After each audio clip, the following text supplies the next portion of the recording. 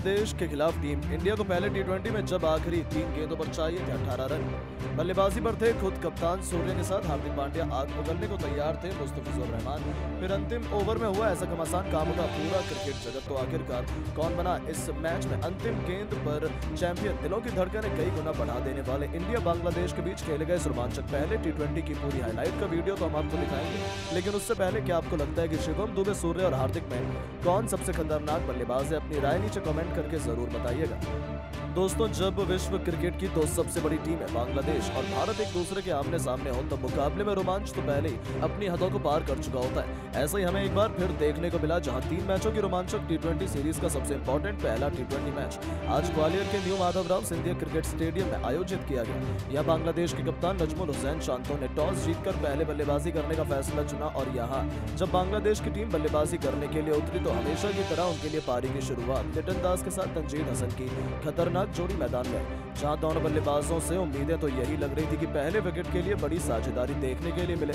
लेकिन दोस्तों, यहां पर तंजीद हसन के रूप में पहला बड़ा झटका बांग्लादेश की टीम को अर्शदीप सिंह ने दिया, जहां अब पहला बड़ा झटका लग जाने के बाद फिर बल्लेबाजी करने के लिए उतरे खुद कप्तान नजमुल हुसैन शांतो। जहां लिटन दास और संतो मिलकर साझेदारी को आगे बढ़ा पाते, उसमें पहले ही लिटन को 7वें ओवर की दूसरी गेंद पर रियान पराग ने बोल्ड कर दिया और यहां लिटन 16 रन बनाकर ही आउट हुए। अब ये 2 बड़े झटके लग जाने के बाद बांग्लादेश की टीम पूरी तरह से लड़खड़ा चुकी थी।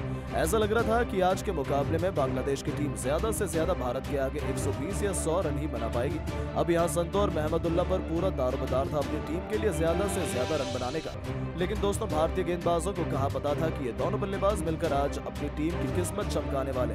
जी हाँ दोस्तों, हुआ ये कि संतो ने ताबड़तोड़ बल्लेबाजी अपनी जैसी जारी रखी, उसी तरह का ढंग महमदुल्ला ने भी दिखाया, जहां दोनों बल्लेबाजों ने मात्र 37 गेंदों में 72 रन की साझेदारी कर डाली थी। इस दौरान विकेट चटकाना काफी अहम हो चुका था। तभी कप्तान सूर्य ने फैसला किया कि वो गेंदबाजी पर अपने सबसे बड़े मैच विनर रवि बिश्नोई को लेकर आएंगे और 15वें ओवर की तीसरी गेंद पर बिश्नोई ने महमदुल्ला के रूप में तीसरा बड़ा झटका बांग्लादेश की टीम को दिया, जो कि 32 रन बनाकर आउट हुए। और उनके आउट हो जाने के बाद फिर बल्लेबाजी करने के लिए उतरे मेहदी हसन मिराज। वो कप्तान संतो के साथ मिलकर साझेदारी को आगे बढ़ाते और अपनी टीम के स्कोर को 160 रन के पार ये दोनों बल्लेबाज लेकर पहुंचे। इस दौरान बांग्लादेश की टीम लगातार आगे बढ़ती चली जा रही थी और दूसरी तरफ संतो का बल्ला रुकने का नाम नहीं ले रहा था। उन्होंने मात्र 40 गेंदों में भारत के खिलाफ 68 रन ठोक डाले थे। अब यहाँ से मैच पूरी तरह से फंस चुका था। तभी शिवम दुबे ने आकर 70वें ओवर में संतो का विकेट गिराया, जो कि 74 रन बनाकर इस मुकाबले में आउट हुए और संतो का विकेट गिर जाने के बाद भारतीय टीम को चैन की सांस आई। लेकिन मेहदी हसन ने साथी बल्लेबाजों के साथ मिलकर अपनी टीम को 200 के पार पहुंचाया। इस दौरान मेहदी हसन मिराज ने जहां 55 रन बनाए और बांग्लादेश की टीम 20 ओवर में 5 विकेट के नुकसान पर भारत के खिलाफ 223 रन बनाने में कामयाब रही। और इस दौरान भारत के लिए सबसे ज्यादा 3 विकेट अर्शदीप सिंह के नाम रहे, तो वहीं एक विकेट रियान पराग, रवि बिश्नोई और शिवम दुबे ने हासिल किए।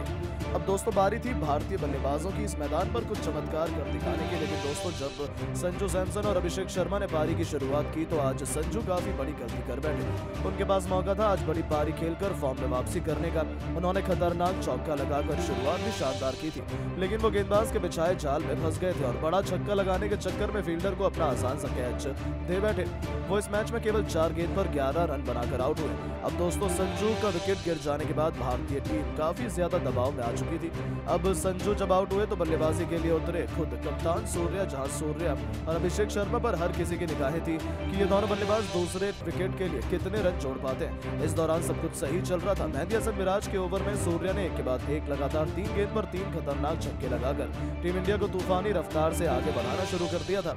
दूसरी तरफ अभिषेक का बल्ला दहाड़ रहा था। 6 ओवर में टीम इंडिया ने 68 रन बनाए तो देखते ही देखते 8 ओवर में भारतीय पारी 90 रनों के पार खड़ी थी। देखते ही देखते इन दोनों खिलाड़ियों के बीच 100 रनों से अधिक की मजबूत पार्टनरशिप हो चुकी थी। दोनों तरफ से दोनों खिलाड़ी केवल चौके और छक्कों से ही बात कर रहे थे। इसी बीच कप्तान सूर्य ने अपनी तूफानी अर्धशतक केवल 30 गेंद में ठोक दिया, जो टीम इंडिया की जीत के लिए बेहद महत्वपूर्ण माना जा रहा था। इन दोनों ने भारत को मैच में मजबूत स्थिति में लाकर खड़ा कर दिया था। लेकिन दोस्तों, अभिषेक शर्मा भी अपनी साझेदारी को ज्यादा देर तक आगे बढ़ा नहीं पाए और 49 रन बनाकर वो आउट हुए। पूरी की पूरी जिम्मेदारी भारत के 2 सबसे खतरनाक बल्लेबाज हार्दिक पांड्या और सूर्य कुमार यादव के मजबूत कंधों पर आ चुकी थी मैच जिताने की, क्योंकि इनके अलावा कोई और बल्लेबाज भारतीय बल्लेबाज टीम को जिताने का दम रखता नहीं था। अब दोस्तों यहाँ हार्दिक ने भी आते ही अपने विस्फोटक अंदाज में एक तरफ से बांग्लादेशी गेंदबाजों की बेरहमी से कुटाई करनी शुरू कर दी।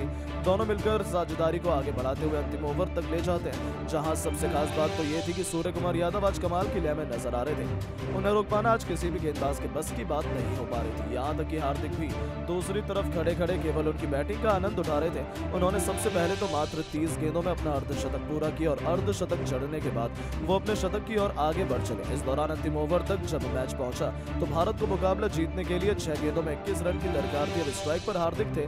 बांग्लादेश की तरफ से अंतिम ओवर लेकर आए थे मुस्तफिजुर रहमान।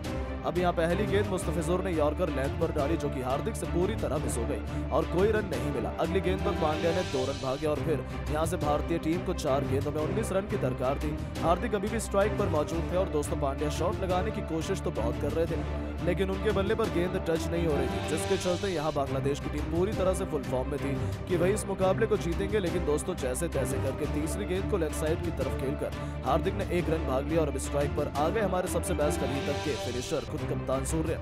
जहां सूर्य को 3 गेंदों पर 3 तूफानी छक्के लगाने थे और तभी भारत की टीम मुकाबला जीत पाती, क्योंकि 3 गेंद पर 18 रन भारत को चाहिए थे। लेकिन तभी दोस्तों सूर्य ने अपने बल्ले का करिश्मा दिखाते हुए अब चौथी गेंद पर सूर्य ने सामने की तरफ छक्का जड़ दिया।